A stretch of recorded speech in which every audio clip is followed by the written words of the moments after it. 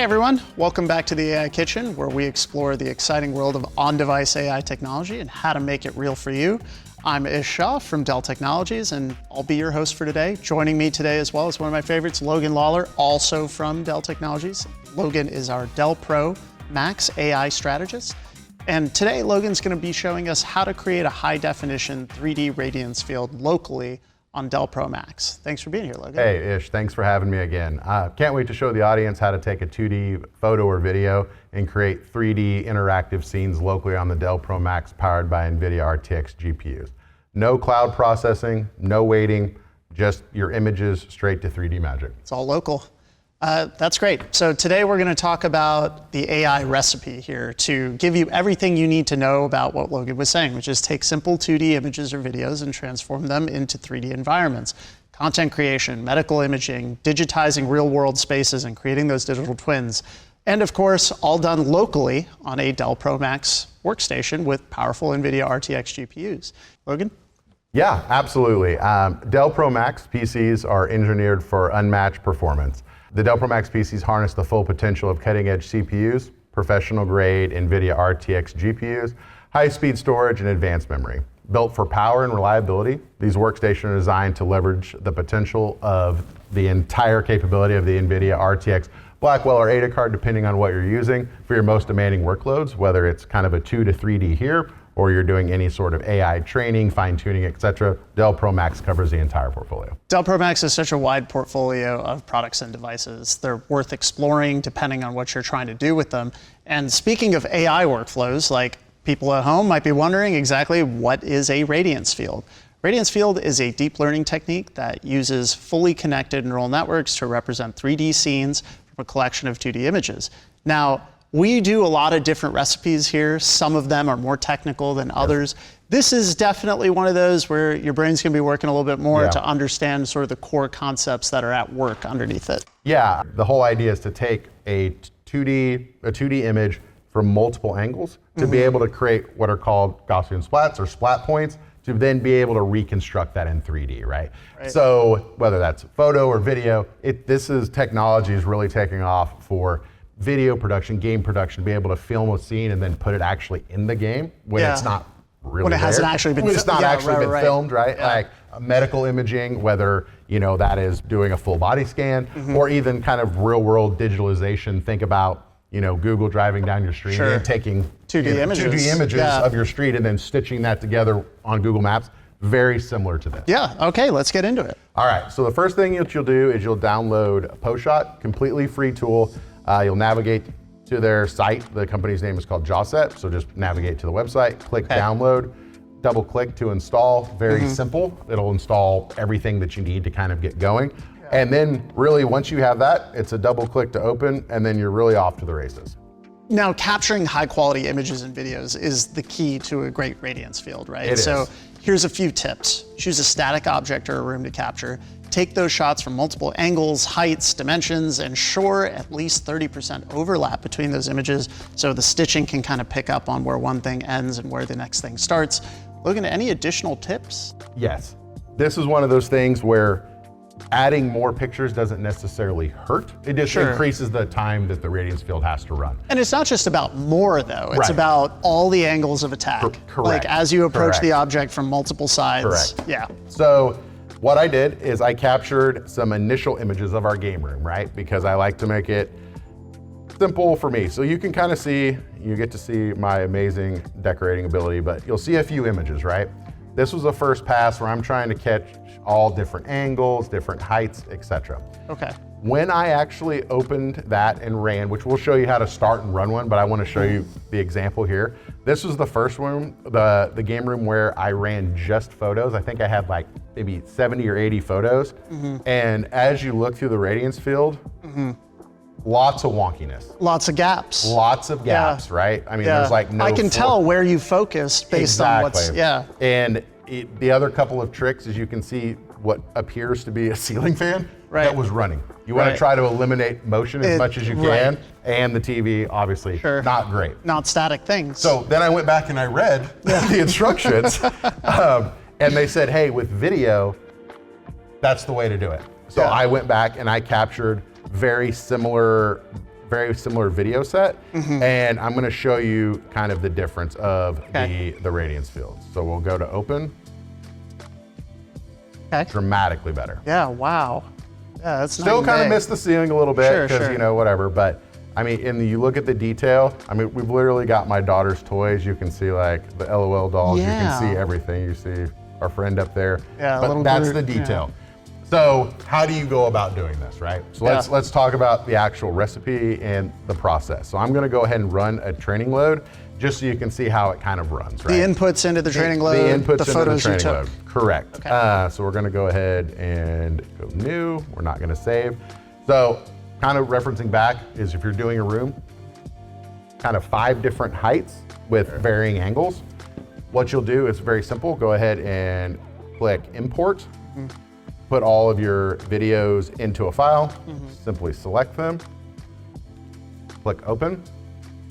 The best part about this is the training configuration. You can see with those 4 videos, kind of when they're chopping it up, you know, 24 frames a second, they've picked 416 of the best images for you. Okay. I would recommend keeping with that setting. Okay. You can so don't mess with that. Don't mess with it your first run. Yeah. And I played with going up. It does make it a little bit better. It just takes a little bit longer to run.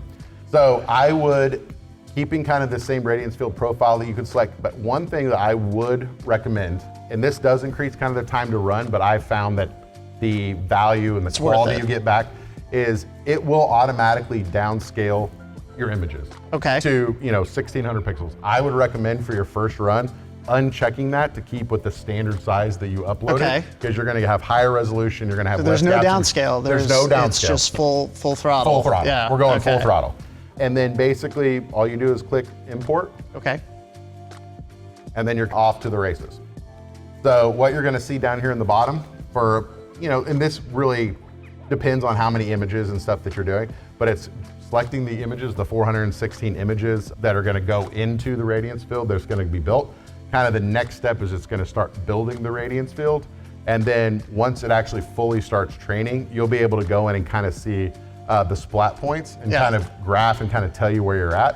So to really see that amount of computation happening at that speed on this device is, to me, a pretty impressive place to be.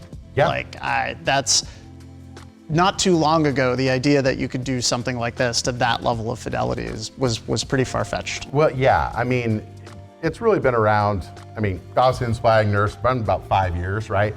But I think it's a combination of, kind of the tool sets that are being used from NVIDIA and others. But you're right, like something like this wasn't possible 5 years ago. Like, you server farm, something like that, of course. But on device, to keep it offline, to not have to pay an inferencing cost every time you use what it is you're trying to use, the fact that you can do this here is pretty It's pretty powerful, right? Yeah. And it's really anyone can do it too. It's not just Ish and I who, do different AI things and do cookbooks and recipes and all this stuff, but anyone can do it. Anyone, interior designer, whoever. It doesn't what really matter. happens when this is done? What happens? Blue bar's completed as many times as it needs to complete. So what happens? Once everything's ran, you will have your Radiance Field. So at that point, you can export it out. And there's what I love about that's when we'd consider training to be complete. Right, exactly. When the training's complete, you would export it out. Ultimately, what would then happen is you can move it into kind of a 3D choice of yours, whether it be Omniverse or other tools, to insert into a game scene, insert into a CAD file, etc. Right? It becomes an input then rather than output. Correct, absolutely. So while that runs and while we're doing all this other stuff in the background, can you talk to us a little bit about best practices? Sure. We talked a lot about camera angles, and I'm going to come back to it, is you really need to ensure that you're capturing everything from multiple angles. And this was probably the best run that I did. You can see if you look kind of straight eye line, detail's really good. That cabinet looks really good. There's a bit of fuzziness, but as we go towards the ceiling, it looks like there might be a massive black hole in my ceiling. It's almost like we just forgot. We just forgot. And that's one thing that what's really great about Radiance Fields is as you run, you're gonna see where the gaps are. It's very easy to go grab the camera and go supplement and just go supplement the gap, right? Okay. And that really comes down to one of the best tips and tricks that I have found is when I tried to supplement, I got just the ceiling. It didn't pick it up. because there wasn't context of where it was. You weren't threading it. I wasn't threading it. That's where the 30%. Because you need a little bit of overlap. You gotta have the overlap. So it knows where to pick it up. Exactly. So you're not just walking around doing this. You're more like this, right? You want to give it some context. The next is when we talked about the training run, about letting it go some additional steps to see. So I did one of those training runs as well. So get a good look at this one. This was the one that was like just the base setting. Let's go into, we're gonna open. We doubled the amount of steps. I would say arguably worse, but in some cases better. Like you look kind of over here, a little bit wonky, but in some spots where there was really good fidelity, that almost looks real. Right? Yes, so it got really sharp. That's where you have to kind of play around with, post shot to say, this is where it's an art. This is where it's an art, exactly. And that's the only way to do it, is really experimentation. And these are creative tools for creative people. So presumably like the person using this is gonna know what is good enough to make it into their product. Correct, exactly. I mean, would you put this into a video game scene? Probably not. But elements of it, perhaps. Perhaps, but would this work potentially for someone who is trying to mock up a like a interior designer or an architect to say, hey, this is what we've kind of designed? Probably. Enough to give you an idea of what it is you're looking at. Right. Exactly. Okay, so we fired the training run. It's in progress. It started to do stuff and it's starting to fill in. Yep. So what you're seeing on the screen now is, we talked a lot about kind of splat points. Is these are the points where I guess there's been a convergence of 3D, right? So if you kind of scroll back a little bit. This is incredible. It's like it's thinking and filling it in. That's really exactly what it's doing. So the initial step, you set up your training run.